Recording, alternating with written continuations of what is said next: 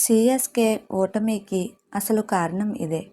Rayudu IPL 2026లో Royal Challengers Bengaluru RCB చేతిలో Chennai Super Kings CSK ఎదుర్కొన్న ఘోర పరాజయంపై విశ్లేషణలు ముదిరాయి.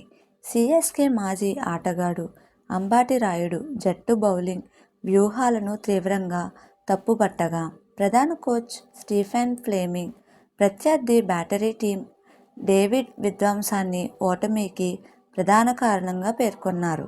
చెన్నై సూపర్ కింగ్స్ బౌలింగ్ విభాగంపై అంబటి రాయుడు ఘాటు వ్యాఖ్యలు చేశారు.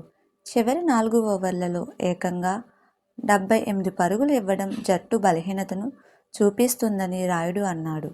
కొత్త ప్రయోగాలు చేసిన ధోనీ వాటిని అంగీకరించాడు. బ్యాటర్లకు ఏ బంతులు వేస్తే సులువుగా కొడతారో ఆయనకు బాగా తెలుసు. సాంప్రదాయ యార్కర్లు, స్లో బంతులపై దృష్టి పెట్టాల్సింది అని సూచించాడు. సిఎస్కే తన బౌలింగ్ వ్యూహాలను వెంటనే మార్చుకోవాలని, లేదంటే టోర్నీలో నిలవడం కష్టమని హెచ్చరించాడు. ఓటమికి గల కారణాలను విశ్లేషిస్తూ కోచ్ ఫ్లెమింగ్ ఆసక్తికర విషయాలు చెప్పారు.